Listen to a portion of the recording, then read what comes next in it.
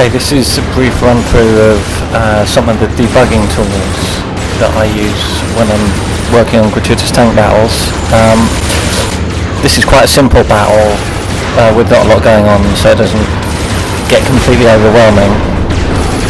None of these tools are going to be in the final ship version of the game because they'd slow it down too much, but I thought it might be interesting to look at them. Let me just add some more guys. Okay, I've got a debug console that I can bring up like this, which makes things a lot easier, and loads of different options. The top one is quite simple, it just tells me roughly what the AI is doing. This is a path debugging thing that will show me where everyone thinks they are and where they're going, which is quite handy to check people aren't running into each other.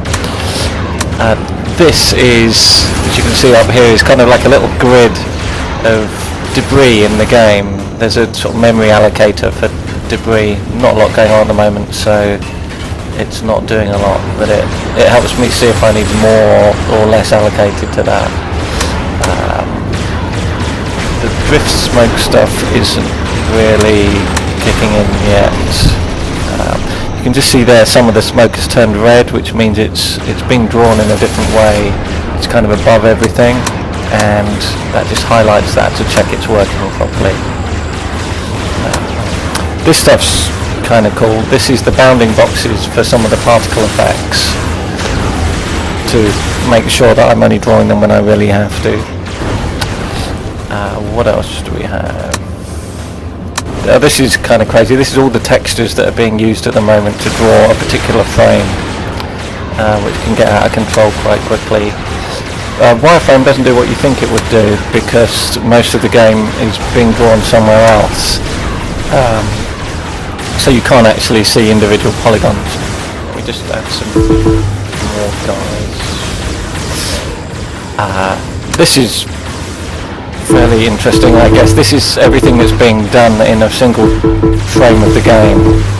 So this is all the different textures, all the different render calls done in a particular frame. I can kind of filter it as well.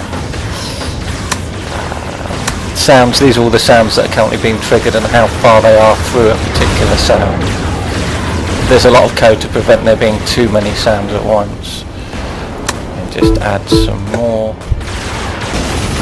And here we are with a completely different map, just to shake things up a bit. So after sound, we've got collision. This is pretty much just for the infantry.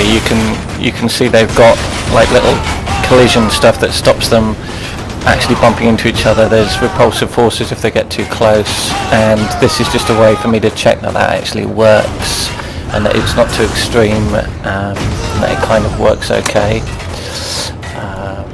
Let's have a few more mechs. Never have enough mechs. Collision, render targets. It does a lot more if this was a nighttime map and there was some proper light maps and stuff like that. But you can see actually if I select some stuff that they show up on one of the render targets that is used purely for selection. They don't then unselect because it's an optimization. And this is all these icons that are drawn down here. They're actually really complicated, so I cache them in advance.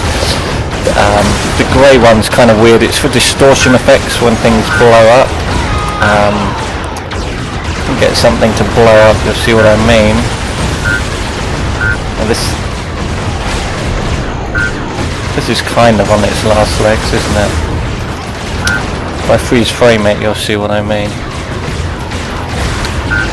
Come on, tank, die! No.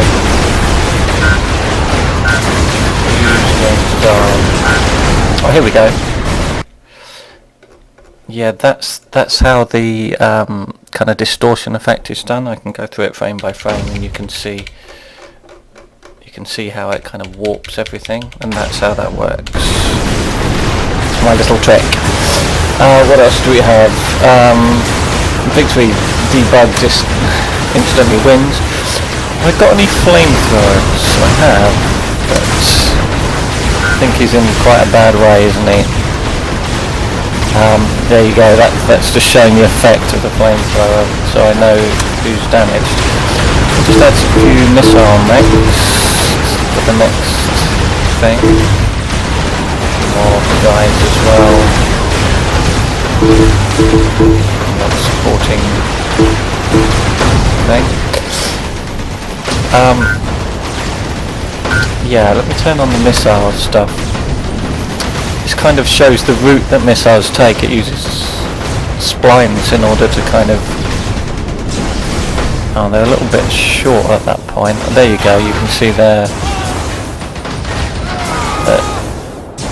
That's how it calculates the route, so it kind of arcs all over the place. That's missiles. Collision grid is just to make sure people aren't walking into each other.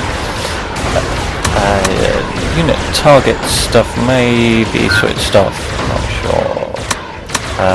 Unit moves stuff is also possibly off. This is showing me where the defending AI thinks it's important to build stuff.